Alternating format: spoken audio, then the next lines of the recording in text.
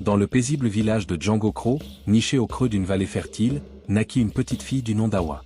Son père, Kwadio, était un paysan respecté, connu pour son sens de l'honneur et son dévouement envers sa famille. Sa mère, Sita, une femme douce et bienveillante, était la joie de son foyer. Mais le destin, souvent cruel, frappa Awa alors qu'elle n'était encore qu'un bébé. Lorsqu'elle vint au monde, sa mère, épuisée par l'accouchement et privée de soins adéquats, succomba à des complications. Dès ses premiers jours, Awa fut privée de l'amour maternel, et son père se retrouva seul avec une enfant à élever. Au fil des années, Kwadio fit de son mieux pour offrir une vie décente à sa fille. Il l'élevait avec amour et s'efforçait de lui donner tout ce qu'il pouvait, malgré les difficultés du quotidien. Cependant, la solitude pesait sur lui, et lorsqu'Awa eut 4 ans, il prit la décision de se remarier. Son choix se porta sur Adjoa, une femme du village voisin, qui, en apparence, semblait être une épouse idéale et une mère de substitution parfaite pour Awa. Les premières semaines après le mariage furent paisibles. Adjoa montrait une bienveillance feinte envers Awa, s'efforçant de jouer le rôle de la belle-mère attentionnée. Mais dès que les premières lueurs de l'affection de Kwadio commencèrent à y être acquises, son vrai visage se révéla. Son attitude changea radicalement envers la fillette. Elle devenait froide et distante, lui lançant des regards méprisants et des remarques blessantes. Lorsque quelques années plus tard, Adjoa donna naissance à une fille, Aminata, la situation d'Awa se détériora encore davantage. Toute l'attention et l'affection de sa belle-mère étaient désormais concentrées sur son propre enfant. Aminata grandissait entourée de soins, vêtue des plus beaux pagnes et nourrie des meilleurs mets, tandis qu'Awa était reléguée au rôle de servante au sein de sa propre maison. Dès l'aube, Adjoa lui imposait de lourdes tâches, aller chercher de l'eau au puits, ramasser du bois pour le feu, nettoyer la maison et veiller à ce que les repas soient prêts avant que tout le monde ne se réveille. Pendant ce temps, Aminata, qui avait le même âge qu'Awa, passait ses journées à jouer, à se prélasser et à recevoir des éloges pour des actions banales. Si par malheur Awa ne terminait pas une tâche à temps ou commettait la moindre erreur, Adjoa la punissait sévèrement, lui refusant de la nourriture ou la battant avec des branches de manguier. Kwadio, bien qu'aimant envers sa fille, ne parvenait pas à imposer son autorité sur Adjoa. Il voyait bien les injustices, mais la peur de briser son foyer le rendait impuissant. Chaque fois qu'il tentait de défendre Awa, Adjoa éclatait en sanglots, se plaignant que sa belle-fille la méprisait et ne lui témoignait aucun respect. Lassé de ces querelles incessantes, Kwadio finit par se taire, laissant Awa à son triste sort. Le poids des années rendait l'injustice encore plus lourde à porter pour Awa. Elle grandissait avec l'espoir qu'un jour, sa souffrance prendrait fin. Mais le sort semblait s'acharner contre elle. Lorsqu'Awa atteignit l'âge de 13 ans, Kwadio tomba gravement malade. Les villageois murmurèrent qu'il s'agissait d'un mal causé par le stress et l'inquiétude permanente qu'il ressentait pour sa fille. Pendant plusieurs mois, il resta alité, incapable de se lever, tandis qu'Adjoa se réjouissait en silence de son état. Finalement, une nuit sombre, Kwadio rendit son dernier souffle. Awa fut anéantie par la perte de son père. Avec sa disparition, elle perdit son unique protecteur. Désormais, elle était entièrement sous le joug d'Adjoa, qui n'éprouvait plus aucun besoin de dissimuler sa cruauté. Les jours qui suivirent les funérailles furent les plus sombres de la vie d'Awa. Non seulement elle pleurait son père, mais elle devait aussi affronter l'hostilité grandissante d'Adjoa et d'Aminata. Cette dernière, encouragée par sa mère, se moquait sans cesse d'elle, la traitant d'orpheline et de bonne à rien. Le soir, épuisée par le travail, Awa s'asseyait sous le grand baobab du village, les larmes coulant silencieusement sur ses joues. Elle observait les étoiles en se demandant si sa mère et son père veillaient sur elle depuis l'au-delà. Elle priait pour qu'un miracle survienne, pour qu'un jour, elle puisse être libre de cette vie de servitude.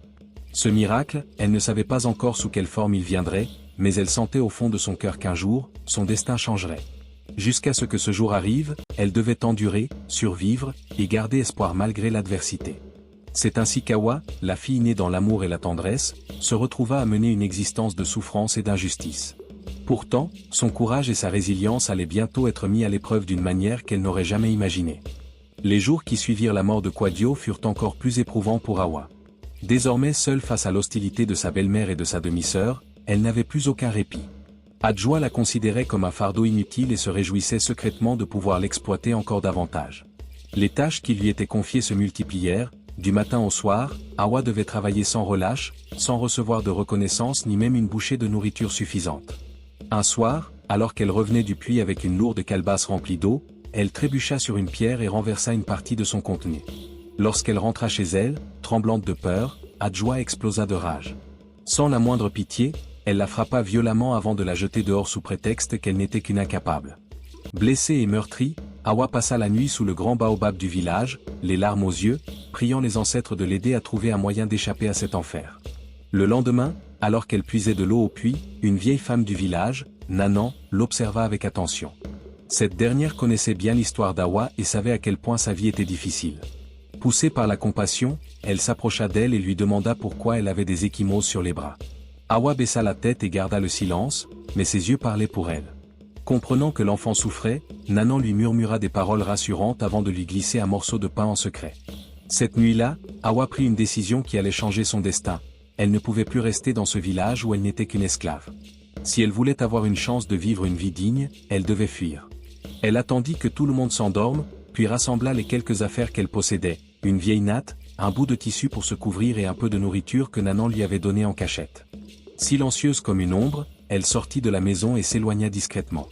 Le cœur battant à tout rompre, Hawa s'engagea sur un sentier menant hors du village. La nuit était sombre, seulement éclairée par la lueur pâle de la lune. Chaque bruissement de feuilles, chaque craquement de branches lui donnait l'impression que quelqu'un la suivait. Elle avançait avec prudence, sachant que si Adjoa découvrait sa fuite, elle la pourchasserait sans pitié. Après plusieurs heures de marche, épuisée mais déterminée, elle atteignit la lisière d'une grande forêt. Ce lieu lui semblait aussi effrayant qu'inconnu, mais elle savait qu'elle n'avait pas le choix. Si elle voulait survivre, elle devait traverser cette forêt et atteindre un autre village où elle pourrait reconstruire sa vie. Avec une profonde inspiration, elle pénétra dans l'épaisse végétation. La forêt était vivante. Des cris d'animaux nocturnes résonnaient à travers les arbres, et le vent sifflait doucement entre les feuilles. Chaque pas qu'elle faisait était un combat contre la peur et l'incertitude. À un moment donné, elle entendit un grognement au loin et son cœur manqua un battement. Était-ce un animal sauvage? Elle se cacha derrière un tronc d'arbre, retenant son souffle, priant pour que rien ne l'attaque. Après quelques minutes d'angoisse, le silence revint, et elle reprit son chemin. Le voyage à travers la forêt dura plusieurs jours. Elle survivait grâce aux fruits qu'elle trouvait et à l'eau des ruisseaux. Ses pieds étaient couverts d'ampoules, et son corps était fatigué, mais elle ne pouvait pas s'arrêter. Chaque nuit, elle dormait sous un arbre, tremblante de froid et de solitude. Pourtant, malgré tout, un sentiment nouveau naissait en elle, celui de la liberté. Pour la première fois de sa vie, personne ne la maltraitait, personne ne lui donnait d'ordre. Ce simple fait suffisait à lui donner la force de continuer. Un matin, alors qu'elle marchait le long d'un sentier boisé, elle aperçut une colonne de fumée s'élevant au loin. Son cœur se remplit d'espoir, cela signifiait qu'un village n'était pas très loin. Accélérant le pas, elle suivit la fumée et finit par déboucher sur un petit hameau. Des enfants jouaient devant des cases, et des femmes discutaient en préparant le repas du midi. Hésitante, Hawa resta cachée derrière un arbre, observant la scène. Elle ne savait pas si ces gens allaient l'accueillir ou la chasser.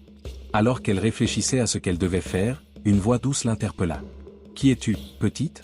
Elle sursauta et se retourna pour voir une vieille femme aux cheveux blancs et aux yeux bienveillants. Trop fatiguée pour mentir, Hawa baissa la tête et murmura. « Je suis seule. Je cherche un endroit où je pourrais vivre. » La femme la regarda longuement avant de hocher la tête. « Viens, mon enfant. Ici, personne ne te fera de mal. » Hawa sentit une vague d'émotion la submerger. Pour la première fois depuis des années, quelqu'un lui tendait la main sans attendre quoi que ce soit en retour. Elle suivit la vieille femme à l'intérieur du village, le cœur rempli d'un espoir nouveau. Elle ignorait encore ce que l'avenir lui réservait, mais une chose était sûre, elle ne retournerait jamais à Djangokro. Désormais, elle était libre, et elle comptait bien se battre pour rester maîtresse de son destin. Lorsqu'Hawa posa les pieds dans ce nouveau village, un mélange de crainte et d'excitation envahit son cœur. Tout ici lui était étranger, les visages, les cases alignées en cercle autour de la place centrale, les senteurs des repas en préparation et même la manière dont les habitants s'exprimaient, légèrement différente de celle de son ancien village. Pourtant, elle sentait que c'était ici que son destin devait s'écrire. La vieille femme qui l'avait accueillie s'appelait Maïmouna. Elle était la guérisseuse du village, en raison de son grand âge et de son savoir, elle était respectée de tous. Elle offrit à Hawa un coin de sa case pour dormir et lui donna de la nourriture. Pendant les premiers jours, Hawa se contenta d'observer et d'écouter, trop intimidée pour parler. Mais peu à peu, elle comprit que Maïmouna ne lui demandait rien en retour. « Prends ton temps, mon enfant, lui disait-elle souvent en souriant. Ici, personne ne te fera de mal. » Ces mots résonnaient en Hawa comme une douce mélodie. Elle n'avait jamais connu une telle bienveillance. Maïmouna ne tarda pas à lui proposer d'apprendre l'art de la guérison. Au début, Hawa hésita. Elle n'avait jamais rien fait d'autre que des tâches domestiques, et elle doutait de ses capacités. Mais Maïmouna la rassura. La connaissance est comme une graine. Il faut du temps pour qu'elle germe et devienne un grand arbre. Chaque matin, Hawa suivait Maïmouna dans la brousse pour récolter des plantes médicinales. Elle apprenait à reconnaître les feuilles qui guérissaient les fièvres, les racines qui soignaient les blessures et les écorces qui calmaient la douleur. Ce savoir ancien, transmis de génération en génération, la fascinait. Elle se rendit vite compte qu'elle avait une mémoire vive et une grande habileté à préparer les remèdes sous les instructions de la guérisseuse. Petit à petit, la méfiance des villageois à son égard s'atténua. Ils la voyaient accompagner Maïmouna, l'aidant avec sérieux et application. Certains commencèrent à l'y adresser des sourires, d'autres lui posaient des questions sur son passé. Mais Hawa évitait d'en parler. Elle ne voulait pas que son ancienne vie la définisse. Un jour, un jeune garçon du village, Karim, se coupa profondément le pied en marchant sur une pierre tranchante. Sa mère l'amena en pleurs chez Maïmouna. Cette dernière, fatiguée, demanda à Hawa de s'occuper de lui sous sa supervision. Le cœur battant, la jeune fille prit une profonde inspiration et appliqua les gestes appris. Elle nettoya la plaie, broya une racine aux vertus cicatrisantes et banda soigneusement le pied du garçon. Quelques jours plus tard, Karim gambadait de nouveau dans le village, et tout le monde parla du talent naissant d'Hawa. Les semaines passèrent et Hawa s'intégra de plus en plus à la vie du village. Maïmouna devint comme une grand-mère pour elle. Elle lui apprit aussi les histoires des ancêtres, les traditions et les secrets des esprits de la nature. Pour la première fois de sa vie, Hawa se sentait en sécurité et utile. Mais malgré ce bonheur naissant, une peur persistait en elle, celle qu'Adjoa la retrouve. Certaines nuits, elle se réveillait en sursaut, hantée par des cauchemars où sa demi-sœur apparaissait, furieuse, prête à la ramener de force à Djangokro. Un soir, alors qu'elle se promenait près de la rivière, elle aperçut une femme qu'elle ne connaissait pas discuter avec un homme du village. Elle était couverte d'un pagne coloré et portait un collier que seules les femmes de son ancien village possédaient. Son cœur se mit à tambouriner. Était-ce une messagère envoyée par Adjoa? Prise de panique, elle se précipita vers Maïmouna et lui raconta tout. La vieille femme posa une main rassurante sur son épaule. « Personne ne viendra te prendre ici, mon enfant. Tu es chez toi maintenant. » Hawa voulait croire ses paroles, mais une part d'elle restait méfiante. Alors, elle décida de se préparer, de devenir plus forte pour ne plus jamais être vulnérable. Elle demanda à Maïmouna de lui enseigner davantage que la guérison. Elle voulait apprendre à se défendre, à survivre seule si un jour elle devait à nouveau fuir. La vieille femme, surprise par sa détermination, accepta de lui apprendre des techniques ancestrales de protection spirituelle et physique. Hawa apprit à observer les signes de la nature, à écouter le vent et à comprendre les messages que les ancêtres murmuraient à travers les éléments. Elle passa aussi du temps avec les jeunes du village qui lui apprirent à manier un bâton pour se défendre et à courir vite pour échapper à un danger. Petit à petit, elle ne fut plus seulement une jeune fille fuyant son passé, mais une jeune femme prête à affronter l'avenir. Un jour, alors qu'elle soignait une vieille femme malade, cette dernière lui prit la main et lui dit « Tu es spéciale, ma fille. Tu as traversé les ténèbres et pourtant, tu portes toujours la lumière en toi. Continue ainsi, et un grand destin t'attend. » Ces mots restèrent gravés en elle. Pour la première fois, Hawa se sentit prête à embrasser son nouveau rôle. Elle n'était plus la servante de sa belle-mère, ni la victime de son passé. Elle était Hawa, l'apprentie guérisseuse, celle qui avait conquis sa liberté et qui, désormais, ne laisserait plus jamais personne décider de son sort. Mais elle ignorait encore que son passé finirait par la rattraper, mettant à l'épreuve tout ce qu'elle avait appris. Le village qui avait offert à Hawa un refuge était devenu son foyer. Elle était maintenant connue et respectée pour ses talents de guérisseuse, et sa vie semblait enfin paisible. Pourtant, une nuit, un événement inattendu vint bouleverser cet équilibre fragile. Une nuit, alors qu'elle dormait paisiblement, un bruit la réveilla. Des murmures discrets, des pas feutrés, et une ombre qui se faufilait entre les cases du village. Le cœur battant, Hawa se leva et scruta l'obscurité. Son intuition lui soufflait qu'elle devait rester sur ses gardes. Au matin, la nouvelle se répandit, un homme était arrivé au village en demandant après une jeune fille qui ressemblait à Hawa. Pris de méfiance, les villageois l'avaient questionné et il s'était présenté comme un voyageur venu de Djangokro. Ce simple nom suffit à faire frissonner Hawa.